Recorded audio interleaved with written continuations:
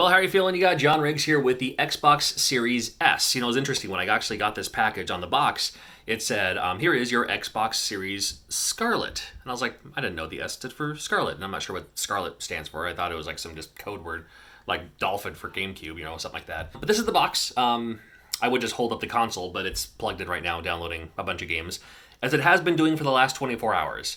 And I've been playing it for the last about 24 hours or so. I received it yesterday in the mail. Got it about 11 o'clock Pacific time. And because I'm not as familiar with Xbox stuff, it took me a lot longer to set up than I anticipated. Like probably an hour or two just getting everything set up. You know, I wanted to make sure I had like an avatar. I wanted to make sure I had like a gamer tag. I almost said username. Gamer tag, I guess, for Xbox. That way I can invite others to join me on Xbox. In fact, with all the setup and all the game downloads and all the optimization and stuff like that too, I didn't actually literally play anything on my Xbox Series S until about, it was about 7 o'clock at night. Because I was too busy just setting stuff up and just letting it chill and be good and get the stuff I need and get a bunch of games all at once because I wanted to check this thing out, and I'm glad I did. Now here we are 24 hours later, and do I regret getting the Series S over the Series X? Well, I think if I got the Series X, it would have been the same, because I didn't really get anything that was like a launch title or anything either. Now later on down the line, maybe, who knows. And again, I did have an X in my cart for a moment until I went to go check out, and then it was already sold out. But I was able to get an S, and I was like, you know what? I can just get this, get Game Pass. And actually a big thank you to Jeff Gorel. He provided me he had an extra Game Pass, I suppose, 6 months. To use with Game Pass. He actually gifted this to me about 2 months ago. He's like, hey, I had this laying around. I'm not going to use it. Here, it's for you. And I knew I was getting one of these, so I waited until literally yesterday to type in all that information. So now I have Game Pass, and this plus Game Pass is all I need. Because Game Pass has like 100 titles, and so many of them, yes, I understand they're on other platforms too, but I love the indie games and stuff like that. I get a ton of them for the PlayStation 4, especially for the Switch. And all those games that maybe, let's be honest, I didn't necessarily want to pay for, I'd be able to go back and play them now. And will continue to do so, again, for the next 6 months or beyond that, because I also set up my information for me to just keep it going. And that part to me took longer than I wanted it to. Because as part of that setup process, everyone else was doing the same thing too. So I think like this, the lines were jammed. I couldn't get in there. Trying to connect things through social media. Setting up like my PayPal, for instance, where it kept on giving me errors and I had to like do it on a computer, then on my phone. Trying to do it on the system itself. You know, it was a bit of a process. It's not like the old days where you could just, you know, take the Super Nintendo out of the thing, plug one part into the TV, the other part into the wall, pop the game in, power on, you're playing your game in like 3 seconds. This one took a bit longer than all that. And it's also because I'm not as familiar again with the Xbox interface as I am like the Switch or the PlayStation. I was able to play some pretty cool games though. I'm looking forward to playing more Game Pass games. If you have any suggestions, I'd love to hear about them. One of the first ones I fired up was this game called Knights and Bikes from Double Fine, and I love Double Fine. And again, I was just kind of sampling games a little bit, so I'll play them a little bit more in depth here in the next few days or so. But I like games that look like this. They're just fun, and I'm looking forward to playing more of this.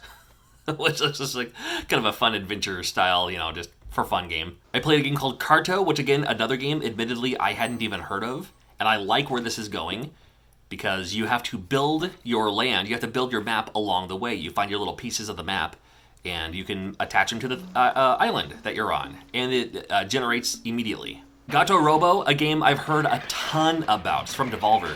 And again, this is the first time I actually literally ever played this. I understand it's on other platforms too, but I just never got around to it. And of course, it's one of those games that as soon as I started playing it, I'm like, oh my god, how come I haven't been playing this whole time? I mean, definitely Metroid inspired, but you play as a cat in a robot suit, and you can actually jump out of your robot suit and, you know, climb around and stuff as needed. This game I thought looked really interesting, A Plague Tale: Innocence. So far, it's a little stealthy.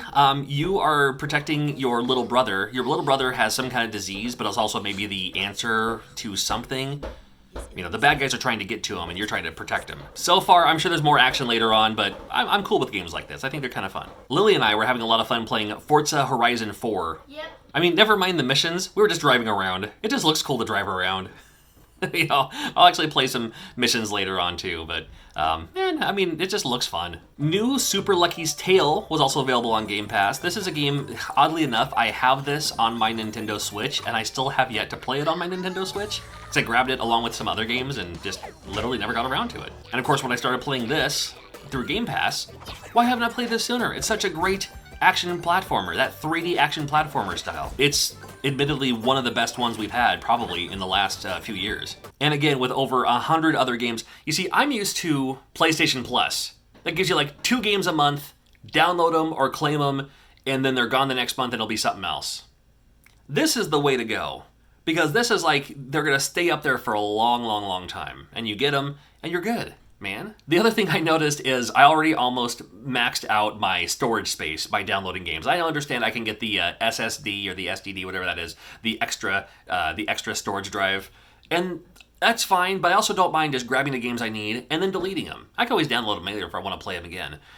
I just wanted to play out a couple of games. Like one of the games I did check out was that Marvel vs. Capcom. I played a couple rounds and I deleted it. Even that new Battletoads, I just wanted to see it for myself. So I checked out Battletoads, played a level of it. Okay, good enough, deleted it. You know, Forza I know takes up a lot of memory space and we'll have our fun with it, and then later on, maybe I'll delete it. Make up some rooms for all these other great indie games. Because again, most of the games I want to play are these indie titles that are usually a gig, 2 gigs. You know, not big compared to like the Gears games or the Halo games, which are also available on Game Pass. You know what's the funny thing too is these games that I'm playing, I could have played on my Xbox One. I didn't need this. I don't need this. I could have played on my Xbox One with Game Pass. I liked the fact that I could jump back into it. Like when I was capturing the footage for these games today, I hopped into it and they're like, okay, we're going to resume your game right now. And I didn't even save it or anything. It just jumped right back into it. Like I was like right there already. It's like, oh my God, and it was quick too. That was a new experience for me. So 24 hours later, do I regret getting this? And the answer is, I don't think so.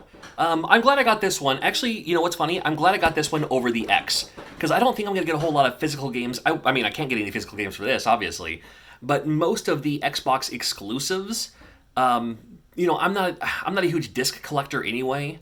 I understand that it's nice to pick them up much later on, like when they're used or cheap or something like that. But, in full disclosure, I might get a review code every once in a while, and I can actually take advantage of it with my Xbox Series S now. I was also happy to find out, as you saw with the game footage, that my Elgato Game Capture HD worked with the Xbox Series S. I didn't even think about that until I bought it, and I was like, maybe it'll work. I'll try. And it didn't the first time because I was using an old HDMI cord, but when I swapped it out for a newer HDMI cord, it worked just fine. And I love the controller on this thing too. Absolutely wonderful controller. I'm still not used to the button layout. Like when it says press A, I'm always hitting B.